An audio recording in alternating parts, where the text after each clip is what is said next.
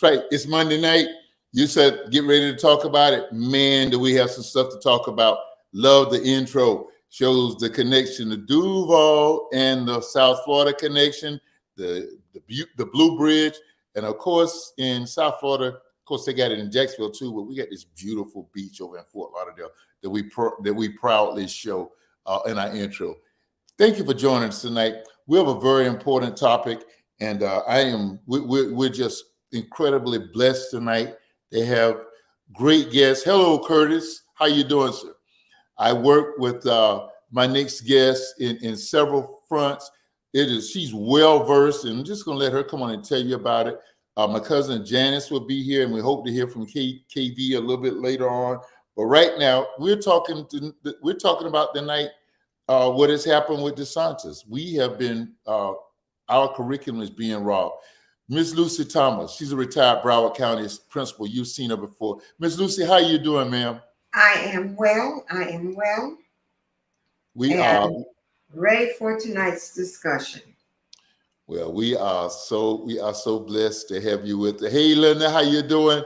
The producers, Madam Producer, will let us know, remind us that it on the elbows at 20 and 40 on the hour, and at 50, we're going to go right into your text or go right into your chats, and we're going to answer your questions. We may do it. It doesn't have to be that formal. We may do it in between, but at least then she's going to come on and we're going to introduce them and we're going to incorporate it into the dialogue. So please interact with us during the show tonight.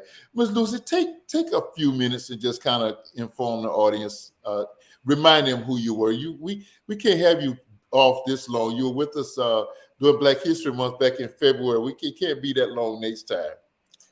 Well, it is a pleasure. I'm a retired Broward County educator of 42 years. Most of those 42 years was spent as a principal. And as a principal, you encounter lots and lots and lots of curriculum. And I have been an administrator from elementary through secondary. So I have a wide array of knowledge of the curriculum and what kids like and what they don't like. I have more degrees and certificates than I know what to do with, but I'm very passionate about teaching and learning. Very, very passionate about it. And my career spans from birth to death. I've delivered babies, one in the schoolyard, several at hospitals, and I've taught them from kindergarten through 12th grade. And lastly, I bury them. So I guess that brings it full circle with my passion of helping, teaching, and educating. And this subject we have tonight, I apologize up front for anything that may offend anybody, but I make no excuses for the truth. None. Well, certainly your life covers the gamut, and might I add, it covers the gamut with grace, dignity, spirituality, because you're also a minister of the gospel. I am. And that all is just incorporated in who you are and who comes out in you. So don't apologize. I'm glad that you're bringing that passion, because we know I was just incredibly blessed to work with Miss Lucy in the school system. I know her passion. I know her care. And listen, we're going to get right into the dialogue and you're going to experience it. Linda, how you doing, sis? Thanks for joining us. We'll look forward to you interacting with us shortly. And we want to plug your program also. You're part of the show now, just because you've done your own thing. Just like some of the guys on Morning Joe do way too early, but they come on Morning Joe also. You're still a part of this family. You've helped make dialogue with those of what it is. Our show tonight, DeSantis Halts African American curriculum. Just prior to signing on, I was looking at a professor at FIU, Florida International University, who is an expert in the subject of AP. Good morning, Mr. Toya. Good evening, Mr. Toya.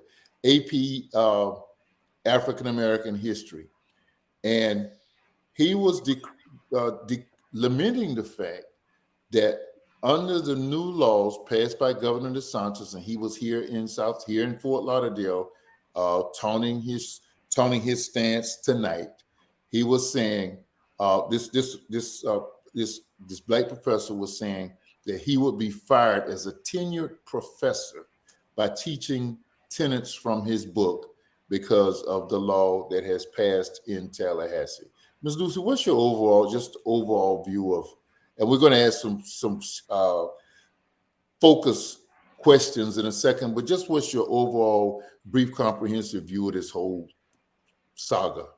Well, I think I've spent the whole day reading different excerpts and different things and from different professors and teachers, and it falls short of actually saying, if you're black, it don't count. The halting of this African American curriculum, and they do teach Black history or African American history in high school. This AP course, because it's broken down into these sections, he found a wiggle room to toot his own horn about the LGBT community, and don't say gay or stay woke. And it's really, if we don't teach history in its true and factual sense, then we're going to repeat history. And to deny this generation that is already detrimentally in trouble, for education, financially, this will be the only generation that will have less than their parents. And that's the way they want it. They do not want our children, and when I say children, I mean all children, Black, white, Latino, wherever you're from. If you're under the age of 21, you're a child, and you fall in that category. We must teach them the mistakes of the past. We must teach them what happened and the things that the governor has picked out: repatriation, intersectionality, Black queer theory, race theory. These are names that he himself labeled some of these things without having a document in my hands, having the ability and the opportunity to read it. Then I stand on the side of the scholars. I don't think that the College Board is going to do something that would jeopardize any child or any teacher. They are experienced. They know what they're doing. This is, in my opinion, Governor DeSantis' way of kicking us in the side again. He wants to bring South Florida to its knees, to control it, to tell it when it can speak and when it cannot speak. South Florida is a thorn in his side, and any way he can, he is going to bring it to its knees. And we as South Floridians, we have to stand up for our children, stand up for education. They teach Spanish heritage, they teach Latin Americans, they teach about Cubans, but there's always an issue when it's time to teach about Blacks. We built this country. We are America. Our sweat, our tears, they took everything away from us. We are the ones that created and built this country. We are the true Americans. Look what they did to the Indians. We're their cousins. We're next in line. So let me get a clarification. And I keep hearing you say South Florida, but this is statewide, correct? It is statewide, but his emphasis is on South Florida.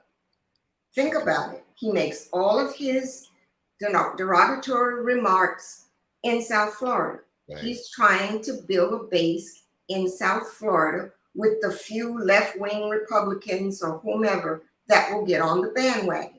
Look what happened a year ago, January 6th. with this left-wing Republican Party.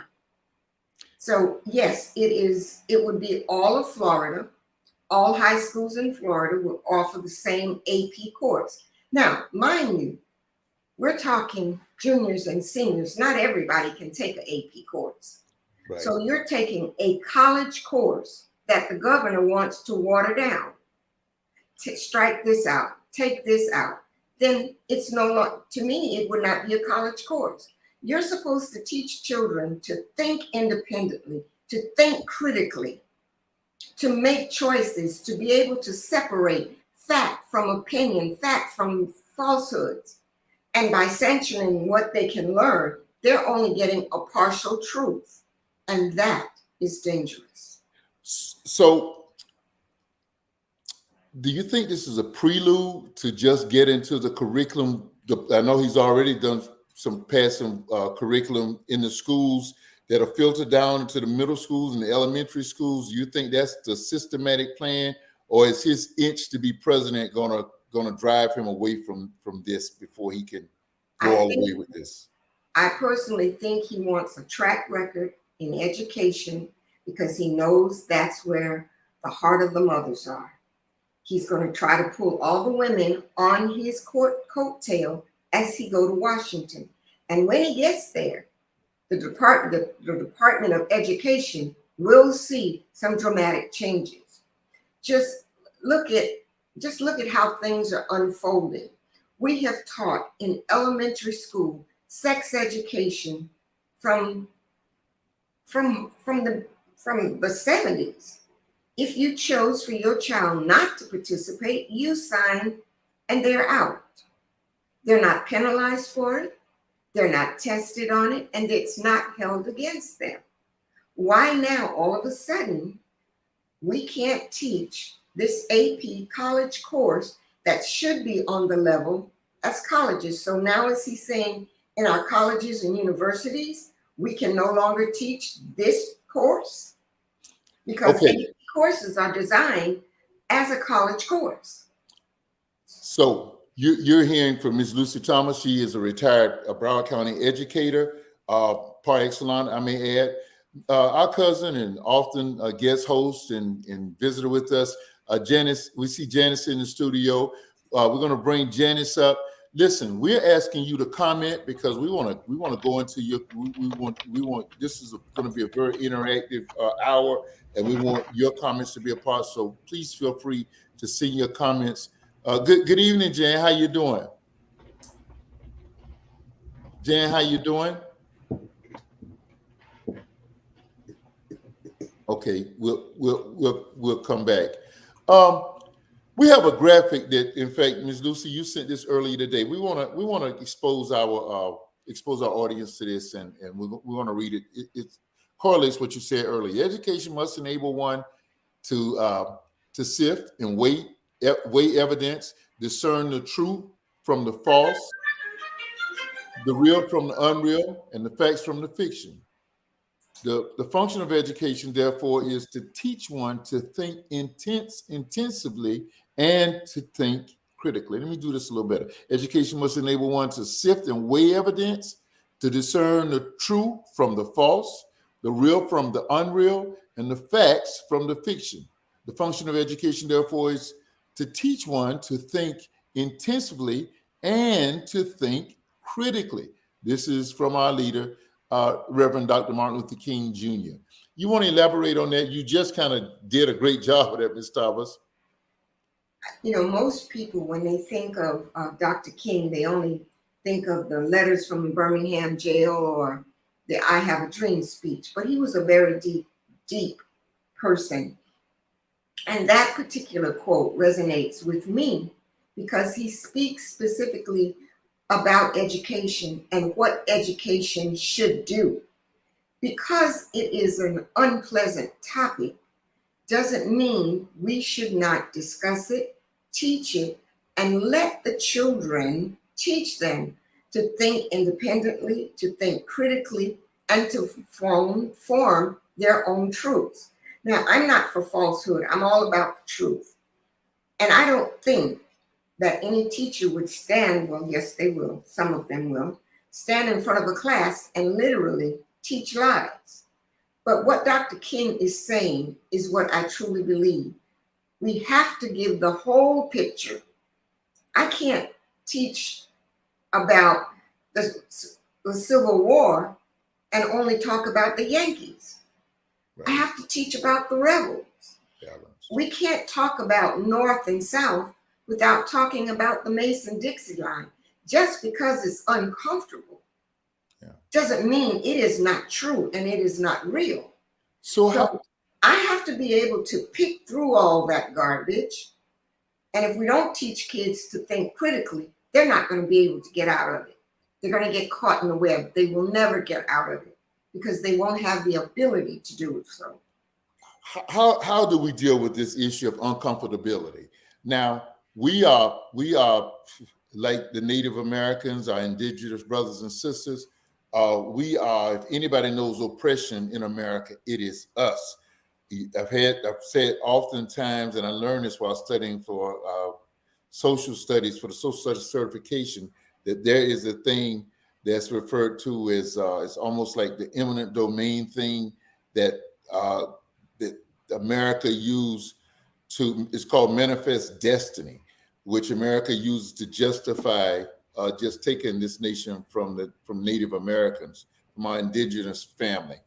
How do we deal with this issue of uncomfortability? We're uncomfortable just existing in America. How do we deal with this issue?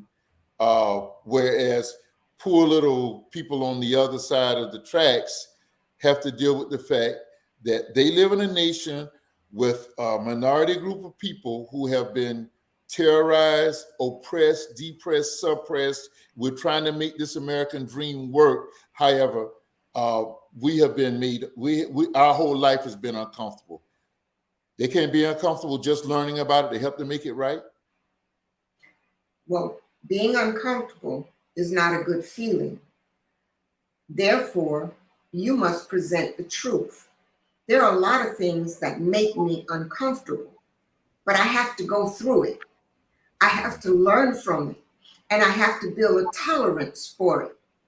So as we teach our children, they too will become uncomfortable because the vision I see, if this man continues along this track and ends up in the White House and someone worse than him takes his place as governor, we're not going to be allowed across the tracks or on the other side of 441. We'll, like, from what I've heard back in the days here in Florida, the blacks on the east side of the track of Sistrunk could not come west after a certain hour. So yes, there are going to be some uncomfortable subjects, but because it's uncomfortable doesn't mean it's not true. Janis joined us. Jan, this is Sister Lucy Thomas that's with us. This is my cousin, Mrs. Thomas, Janis Hazel. She's a radio producer, broadcaster, former aide to Congressman Dellums. She's worked in the entertainment industry and dialogue with you and Dozell, you know her. Jan, how you doing? Speak briefly, and we're going to bring the Madam Producer is going to come up and address our those who are interacting with us. I'm fantastic. Thank you for inviting me this evening, and I'm very glad to meet you, Lucy, and hear from an educator's perspective, which is what I think is missing in this dialogue with the governor there in Florida. And I really want to talk more about the whole matter of being uncomfortable and the hypocrisy that we see and we are experiencing. So thank you, and I look forward to the discussion this evening. Thanks, sis. Madam Producer. Hey, Dialogue with Dozell. So glad to be here. All right, we've had some awesome comments. Thank you so much for your engagement today, everyone. And we'll start with Linda, my auntie. She says, yes, that's what I say. We have to teach our kids or send to the dogs. They teach everything but Black America. Yeah. And Brother Bernard says, the government is 100% against all those things and more. Stay woke. Dealing with uncomfortable has been built into us, not the other side. Amen, amen, and amen. Jan, I'm gonna let you take the lead in addressing these comments. Go ahead. I know you're rearing to go. Well, it's just a matter of being in America, which we are, Lucy, we share a bloodline. Our parents are siblings. And what's so fascinating is our beloved uh, grandparents. So basically, our great parents were enslaved people, right? Because our grandmother was born in 1903. Our grandfather was born in the late 1800s. We believe 1893, because I believe he was about 10 years older than our grandmother. So their parents were born probably about 17 to 20 years before them, because we know people got married and had children very young back then. So we can trace our bloodline back to 1800s, the early, probably the 1700s, if we really dig into the research. Most white Americans can't do that. There's only a handful of them that came over on the Mayflower, right?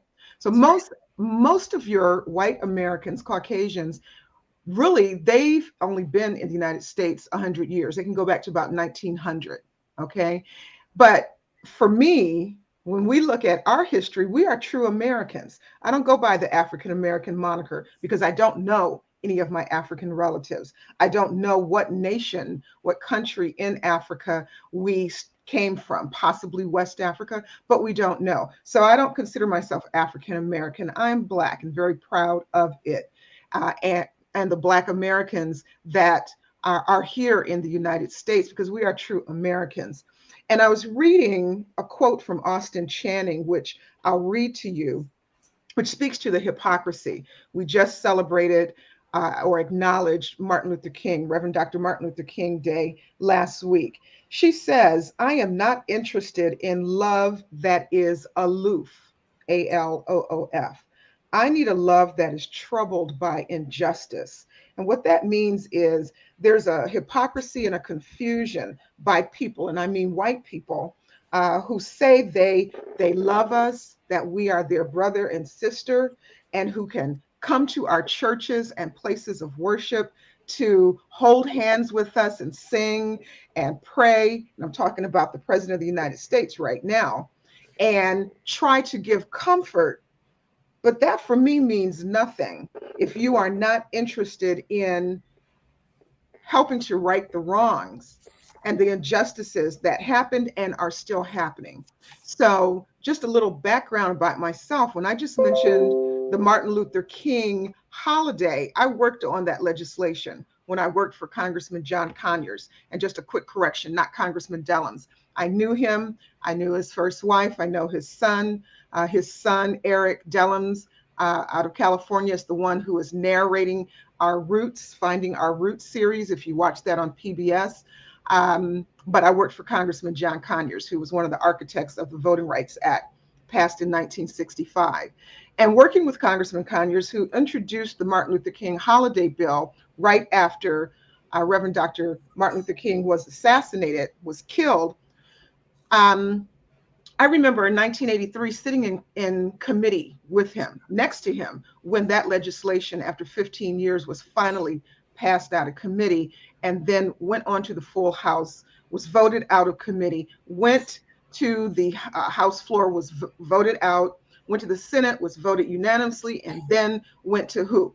President Reagan to sign it. It became a holiday in January of 1986.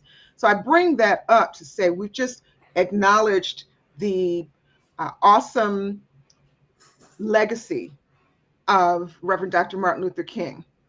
But white people don't want to acknowledge what he was saying. And so we know that the I Have a Dream speech was in 1963 and in August of 1963. Prior to that, the run through was in Detroit, Michigan, and my parents went to that and marched to that prior to the August 1963 I Have a Dream speech. But white America never talks about the other speech and speeches that Dr. King made, which talked about ending disparities, equalizing the playing field, coming to Washington in the Poor People's March to get our check, which was reparations, is what he was talking about. White America never wants to deal with that because what? It's uncomfortable. And I could care less how uncomfortable anyone is when they're dealing with the truth. I'm sorry to interfere. We're up against a hard break. Mm-hmm. We are experiencing some difficulties. We're trying to get Ms. Lucy back on. And let me apologize to you. I keep saying Dellums. I know it was Conyers. I'm looking right at Congressman Conyers and calling them Dellums. So thank you for that clarification.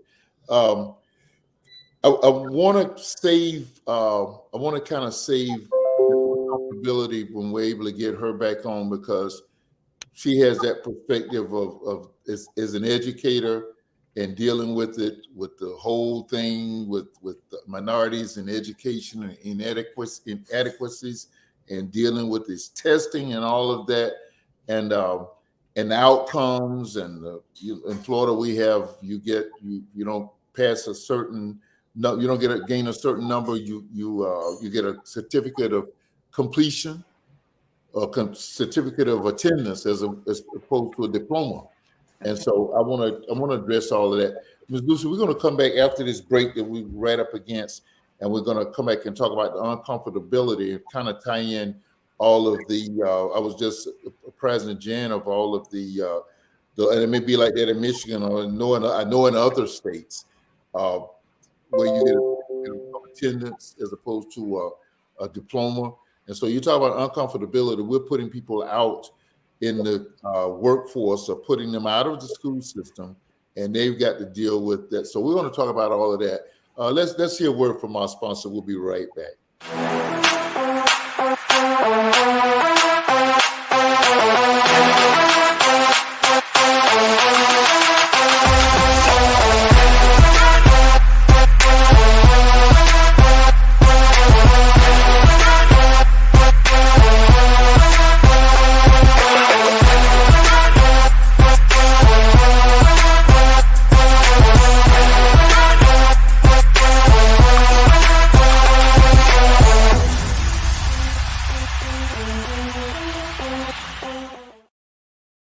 Go Giga World covers gender issues. You saw women, you saw Anthony Hamilton, you saw money, you saw financial matters. They handle it all. Web building. GoGigaWorld.com. Don't miss an opportunity to let them advance your business and make you the success that you strive, and we all in Dozell land want you to be. Tonight this is a midway point where we normally do a dang dog, or are you serious, or a shout out. Tonight, we got a specialized category, and unfortunately, it's for our dear president. And it's called, Come On, Joe. Joe, you're smarter than to get caught up in this mess. You're wiser.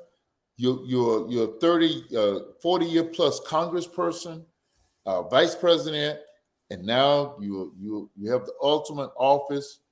You are smarter than to let this kind of a scandal or controversy undermine the work that you're doing in doing what we sent you there to do, and to kind of eradicate the past, the 4-year term preceding yours that was a disaster for many of us. Come on, Joe, you're smarter than that. We've been comparing and looking at both sides and trying to decide, okay, was the former guy, was he a sinister, or was it mistake? And then we look at yours, and it's mistake in the White House, and even it's not a good press. The press is not doing a great job. Your press is not doing a good job in advising our people what's really going on. Come on, Joe, you're smarter than that. You got to clean this up. You got to correct that. Even though you're taking what's happening is that we're taking away the opportunity to. For justice to really work on the other side, because even though apparently your motives aren't the same, we're getting the same results. We're still finding new documents. Clean this up, Joe. Come on, Joe. Don't be swallowing. Don't be swimming. Don't be drowning in these documents. Don't let them drown your administration. the work that you have done, which has been remarkable when we look at the numbers game, a 50-50 Senate, a House that's now barely in the hands of the other party. Come on, Joe. Don't let that happen. You're bigger than that. Come on, Joe.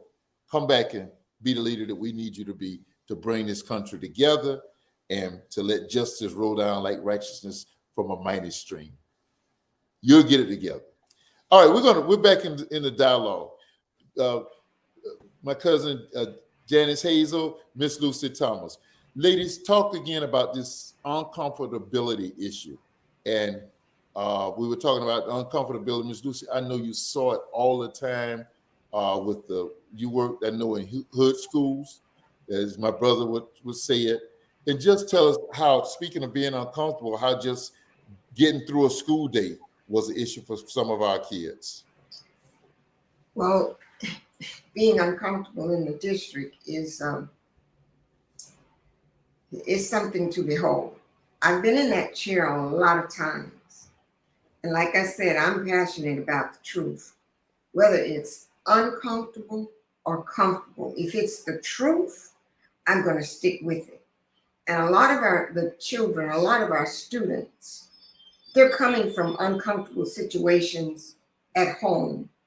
There's a lot this generation is dealing with that we didn't have to deal with.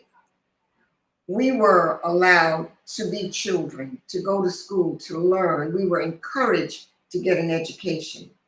Today's parents are barely making it.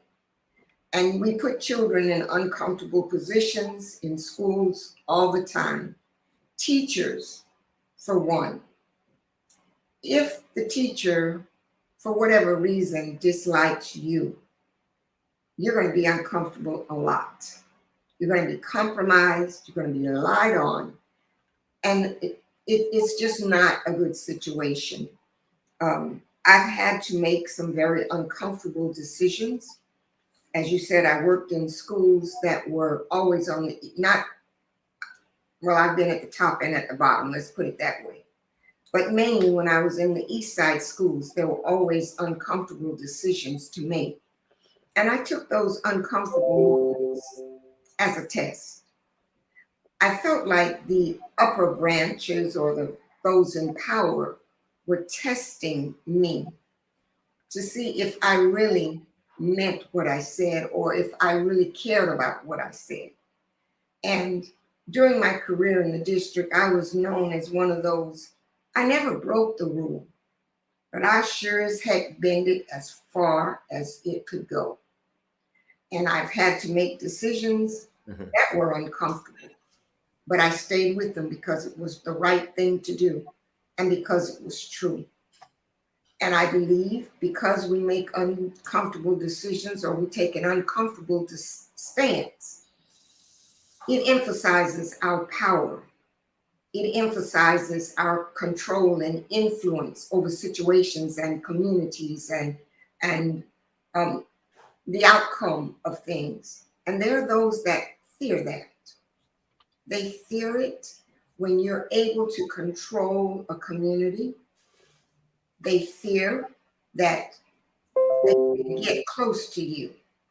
So when we're placed in these uncomfortable positions, and I think all of us have been, we just have to know the truth and stick with the truth and trust that God will bring us through.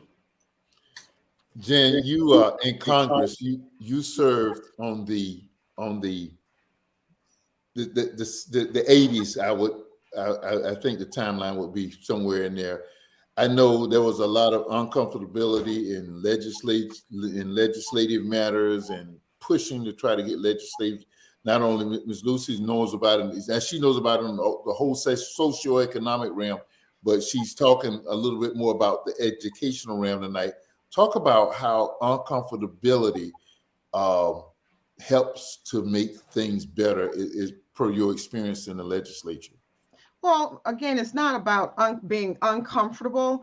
You know, Black people, every space in this country that Black Americans go to can be uncomfortable. Workspaces, dining spaces, living spaces, trying to go to financial institution spaces. Everywhere is uncomfortable. And when we go back a few generations, a few decades, it was uncomfortable for people in our parents' age, and definitely in our grandparents and great-grandparents' age, to try to even get to school, to have to share clothes with their parents or their siblings to get to school.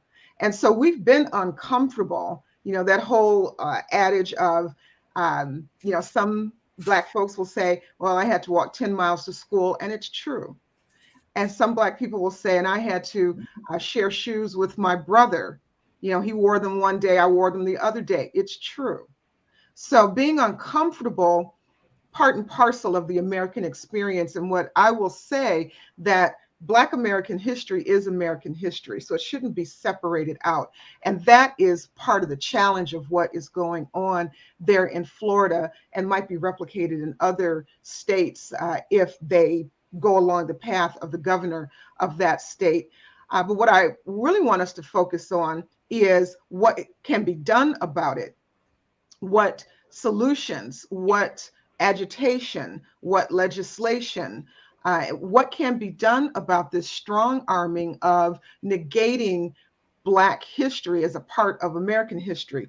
I worked in Congress. I worked for Senator of Michigan, Donald Regal. I worked for Congresswoman Shirley Chisholm of New York. I worked for Congressman John Conyers of Michigan in the 80s and 90s. And I continued to be a lobbyist for industries. So I was on the Hill through the 80s, 90s, 2000s, early 2000s. Then I went into federal service. And as you know, I've worked in the White House. And when I look at the things that are happening, we can put a halt to it, as your flyer for this states, by being active. And I wonder, and I believe the NAACP Legal Defense Fund is looking at it, I wonder if Black students in Florida, as well as all students, if their civil rights are being violated by not being taught about the true history of this country. I mean, that's where you got to really go at it. All of the rights and privileges that Black people have in this country came about through agitation, through legislation, through amendments to the Constitution. I mean, we know the hypocrisy of the Constitution and the Declaration of Independence. That statement, we hold these truths self-evident, that all men are created equal. Well, that was on white men, and it was actually only white male landowners. Okay, so that was the equality. We know that Black Americans, after the abolishment of slavery, became citizens of this United States to be able to vote in 1870. Women didn't get a chance to vote until 1920. Native Americans, indigenous people who lived here, whose families lived on and were born for generations on this land, didn't become citizens of the United States till 1924. So there are a lot of people who've been uncomfortable all day, every day. But let's start, moving the discussion to what can be done about it. Because I think that the students in the state of Florida, I think their civil rights are being violated by not being informed about all history in the United States. If I may, you're going where we were headed. You're just gonna, if Madam Producer can step in now and update us, and we can elaborate on and interact with our viewers, and we're coming right back there. You just beat me to the punch, Jan. That's all. That's where we're headed. Madam Producer. Yes. So Bernard Mason, again, thank you, Bernard, for being here and engaging with us today, as you always do. It's not our job to make them comfortable. Yeah. And exactly, I'm agreeing with Janis. It is American history. And really, are our rights being violated? That is the question. Absolutely. I think that our rights are, or the students, all students, Black, white, Asian, Hispanic, are being violated by not learning all about our history, every part of it. And that of Black Americans' experience in this country is horrible. It's horrific. The lack of our ability to even get an education, we could start there, but there's to be inclusivity of all people's history. That's what makes up America. So I think that Florida residents should be looking at a legal defense on this cessation of including the AP classes on Black American history. I'd like to just say, when I was in college, and I went to the University of Michigan here in Michigan, I remember being in an English class, and we were utilizing the Norton Anthology. I imagine, Lucy Thomas, that you know the Norton Anthology, and a lot of your viewers, listeners would too. And this was in the early 1980s. And I remember being really offended that there was only one Black person included in that edition of the Norton Anthology at that point in time. And that was a poem by Langston Hughes, as though that's the only contribution to literature, language, and English for the Norton Anthology, which had hundreds of pages, hundreds of stories, either poems or short stories. But let's start there. Let's start with all curriculum.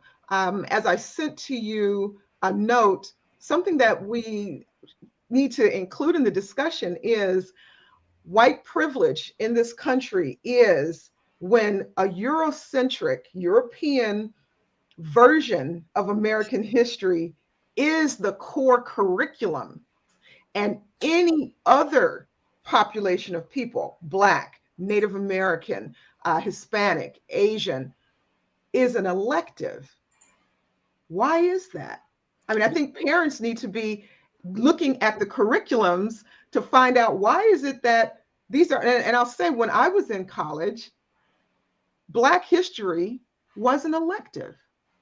Core curriculum was all about white America.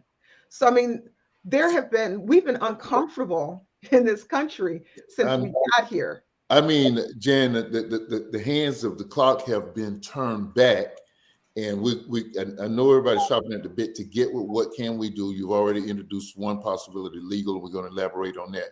Toya asked, she wants to know if you were a student in Florida schools, what would you do? So we're gonna answer that question when we talk about it. But I want to ask Ms. Thomas and go on your educational experience administratively. Going back to Dr. King's quote that talked about critical thinking and intensive thinking and being critical in our thoughts. How much, in what Jan just said, how much are we depriving people, particularly at the AP level, high schools, and in the college level? How much are we depriving them educationally by not putting all of the facts on the table and giving them an opportunity to drive their own, to come to conclusions, to drive facts, to talk about where do we go forward? It looks to me that we're really depriving them. And we are. The glass will always be half full.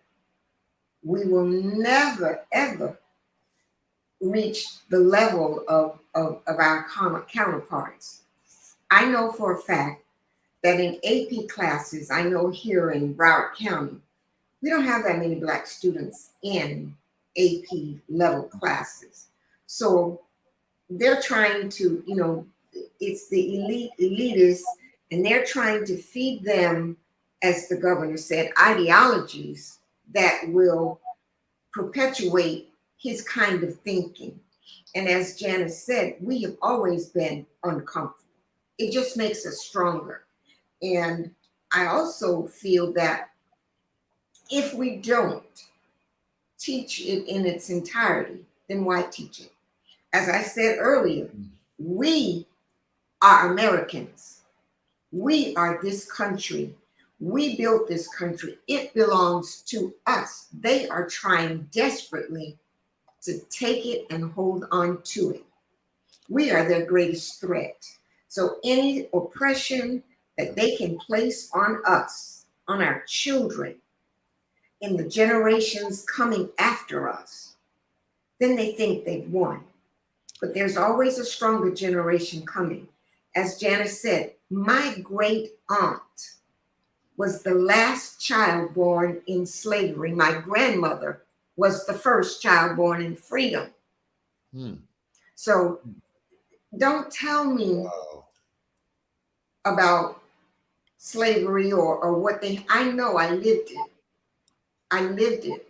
And it is a disadvantage. And I do agree that civil rights are being broken. We have to, as Dr. King said, we have to put it there and allow them to make this distinction between truth and false. Yes. True or false. Critically thinking. Yeah. Our children won't even be able to make or think critically with this watered down curriculum and the things the governor says we need to learn. Where are our freedoms? And let me just jump in there because, so much of my career is about advocacy and teaching people how to advocate for themselves. I actually wrote a primer back in the early 1990s, which was how to lobby Congress. And that's really where it is in their state legislature in Florida, as well as in your federal scene. So one of your viewers asked the question for the panel, if you were a student in Florida schools, what would you do now? Well, I would be writing the governor and letting him know that you want to know the full breadth of what is American history, every component of it, wherever the curriculum starts, and not just the AP classes that we're really focusing on, but every component from kindergarten through graduation, 12th grade, and then of course if they go on to higher education. See, the problem with the construct of racism in the United States is that the majority of white people are unfamiliar because of the whitewashed Eurocentric education. They're unaware of the injustices that have happened to Black people, to Native American people, to Asian people when they got here and started laboring, to even to Irish people, to other people who came to this country. So that's a real problem with history, the way that it's taught in the schools, in the lower grades, and then on through your higher education. That really is the problem. Because when you start providing people with information, unbiased, just this is what happened, they start to really look, in those buzzwords of critically, let's even take that out of the equation. Just, are you learning about when Africans were brought to the United States forcibly? I think that they need to be walked through what was a day in the life of an enslaved person. What was that like? What type of food were they eating? What type of food were they preparing for their masters on the plantation? How did that move down through the generations to some of our poor health outcomes? You see, when white people are informed about what happened, some of them will become, to quote, woke, and they will then go, wow, there does need to be some leveling of the playing field. Not that we want to take anything out of anyone's home or pocket. It's just, we're talking about leveling the playing field. So a lot of what has to happen, and why it's so important that the full breadth of American history, the quote, uncomfortable sides, as well as the wonderful innovations that have happened in this country, white people need to know about it. I went to Charles R. Drew Middle School in Detroit. And we should all know that Dr. Charles Drew was a military doctor who innovated how to store blood plasma for everyone, not just Black people. It was for everyone, all of those men and women who were in the military in World War II and then in Korea. The average white person doesn't know anything about Dr. Drew, doesn't know that if they are in a car crash or their parent is battling cancer, that the reason why they're able to get blood platelets is because of a Black man. Okay, so they need to be informed more about what Black Americans' contributions have been to the country and the injustices, the hurdles, the barriers that Black Americans have had to suffer through. So on the note of advocacy, if Toya could put up for the readers, listeners, colorofchange.org. That's colorofchange. Thank you so much. .org. They are a group that are helping people to craft or draft letters either for social media as well as writing to the White House, writing to local governments, and obviously the governor of Florida about why it's important to be inclusive of all people's histories in whatever is being taught, not just at the AP, the advanced placement level, but at all levels. Because the real problem is that Black, white Americans, and then those who have come to this country later, Arab Americans, Asian Americans, they're unaware of the contributions of Black people. So it's easy for them to buy into a negative narrative of Black people. So that's where we are. So I hope that people will visit the website colorofchange.org and take a look at some of these samples of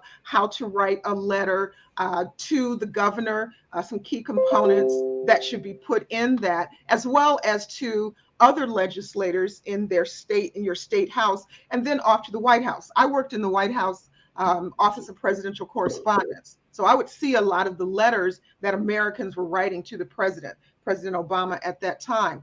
And that's what we need to do. So this has happened. What we need to do to move beyond it is advocate for why the curriculum needs to be inclusive at all levels. So Jan, thanks for introducing that and that experience. And as we're right up against the clock slapping us upside the head. We got about 6 minutes. Want to incorporate and want to bring this local, but before doing that, dialogue with Dozell on behalf of Kim and our guest tonight. Jan is like a guest hostess with us frequently. Our hearts go out to the Monterey Beach community where Asians were targeted, and details are still coming in as to why that mass shooting happened.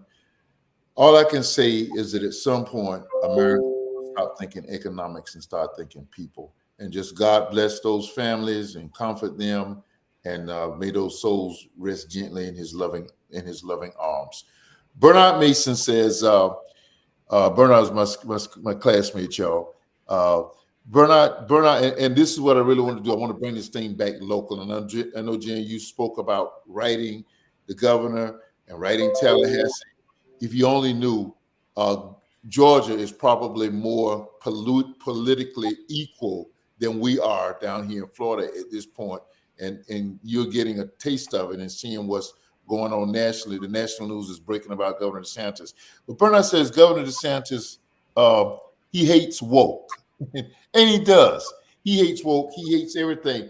Ladies, I thought this was a political ploy, or some of the stuff he was doing was trying to play Donald Trump's handbook with the more intelligent hand and maybe more systematic. But now he is just coming just straight out. And this is the guy that wants to be president.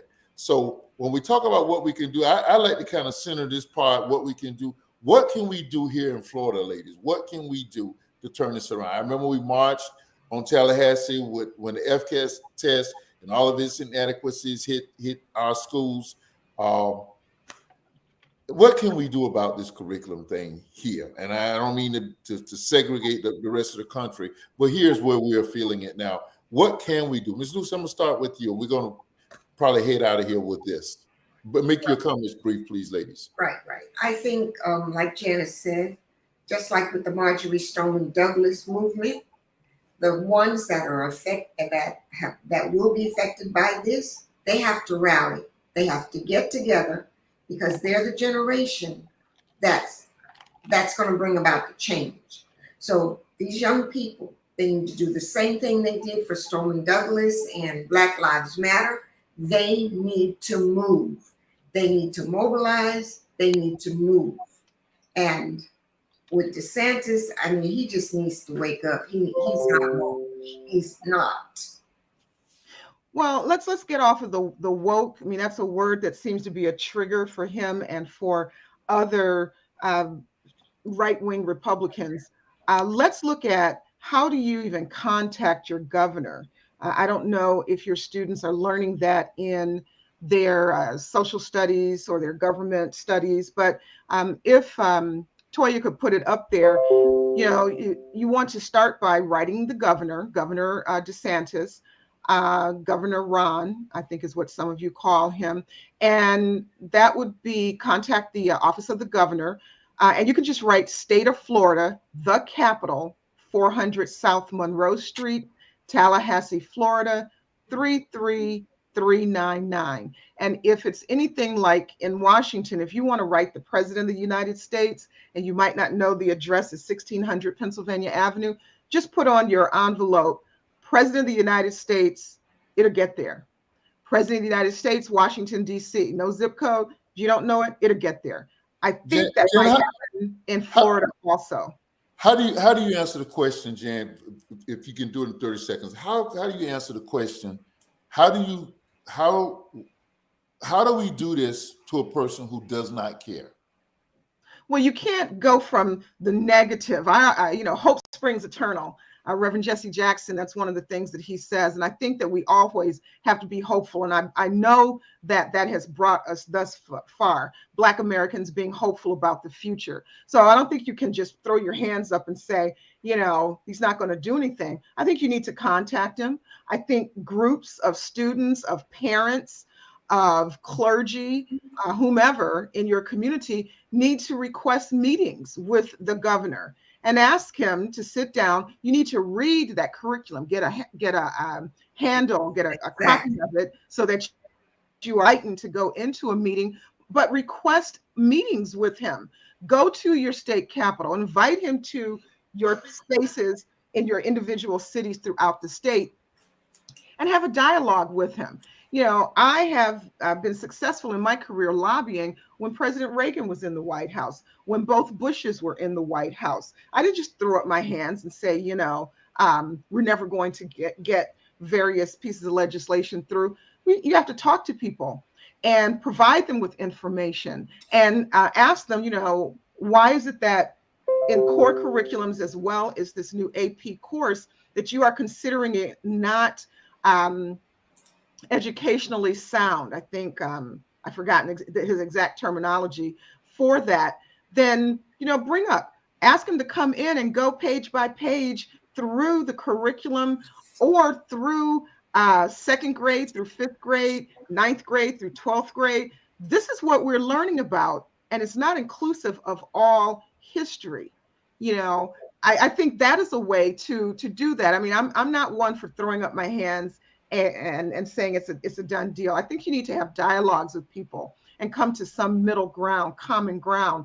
And he's the governor of all the residents in your state, and I think that you should be asking him to sit down and let's talk about this. Well, but believe this. This show has steered up, and I want to thank you, Jan, for driving this last week when you mentioned this. I don't know if you had just come across this, but you drove this show tonight. We were going to do something drastically different tonight, but thank you for doing that. It is lit a fire under me, and I'm going to be contacting Ms. Lucy, some leaders beyond tonight, and I got some things that I think we need to do, and I want to ask you, Jan, and then if you could briefly answer this question, and Ms. Thomas, your closing remarks, please.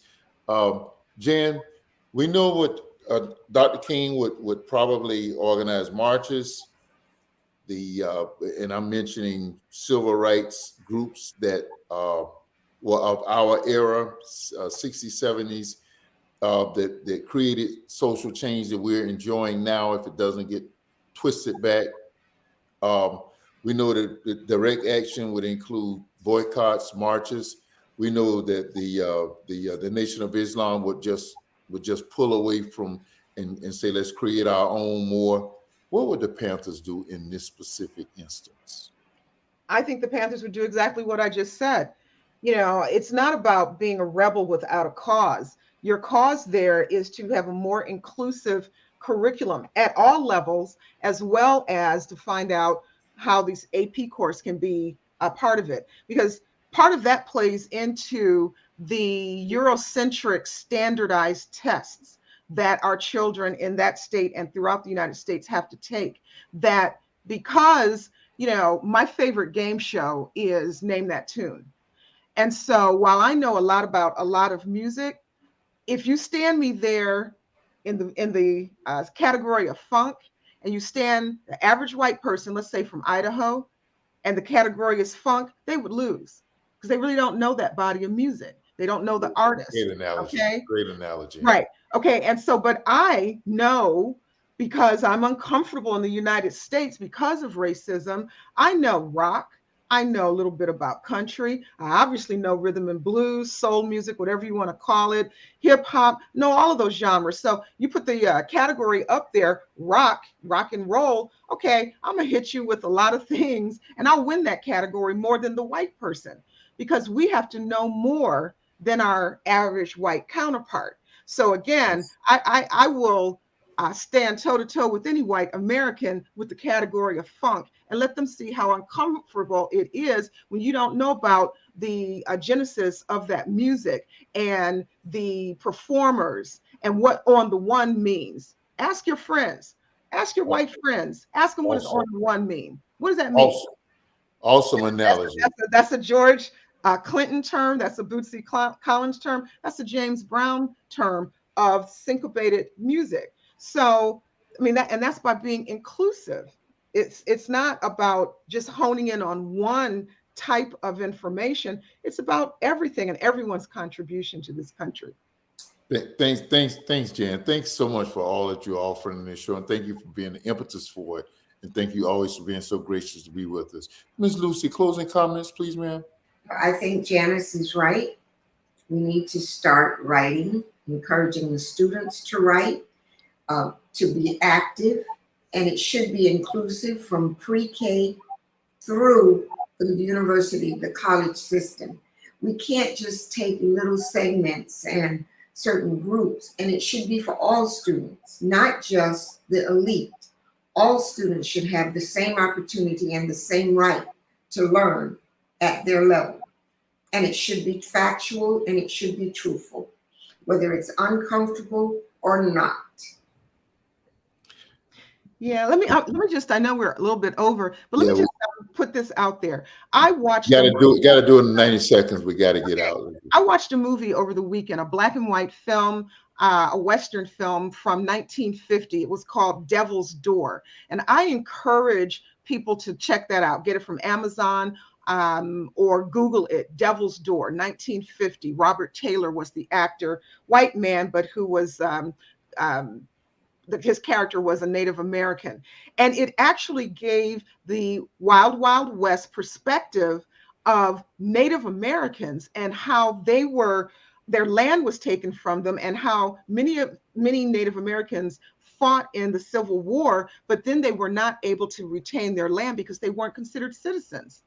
And so it was the first time that a motion picture ever provided the Native American view of the Wild Wild West, of the cowboys and all of that, and how homesteading negated Native Americans from keeping the land that they were born on for generations and generations. And the white people, one in particular, a lawyer that was there to defend this Native Americans' land, white woman, she became woke because she saw how the injustice was of a well-decorated Native American who had fought in Gettysburg, fought in the Civil War. He came back to his home in Wyoming, but there were all these injustices because white people, colonizers, came in and said, oh, we're taking this land. And just, the whole indoctrination of this country is all about John Wayne. But that's not what the West was about and how it was fought, because there were black cowboys, right? And we know there were Native Americans. So that's a movie. It's not necessarily about the Black American experience, but it starts to delve into how motion pictures, literature, as well as our educational curriculums was all slanted towards the European, the white Caucasian Americans perspective, never thinking about the others' perspectives of these people who the land was taken from. They were pushed onto reservations, and how unjust that was. Devil's Door is the name of it. Thank you, Jan. If we could put that up in the print, Devil's Door. Thanks, Jan, and thank you for that's an amazing analogy. And Miss Lucy, everything goes back to what you said. The quote that you loaned us from Dr. King about thinking critically, and Jan just weaves that in so greatly. How superbly, how you think, you look at, you observe the truth, you observe the facts, and you draw conclusions, and you build a narrative, and you drive that narrative on the facts that you do. We did that in law enforcement, and it goes over in education, in spirituality, every aspect of life. Tonight's dialogue with those have been brought to you by moreGoGigaCreations.com. So grateful again to my darling guest, Ms. Lucy Thomas, my dear cousin, Janis Hazel. God bless. We will see you next week, right here, 8 o'clock, Facebook, YouTube Live. Thank you to all of our amazing followers tonight. Well, we call you our guests. Bernard was here, Linda was here, and others. Thank you so much. Tell others about the show. We'll see you next week. God bless. See you all. Dialogue with those, and we are out.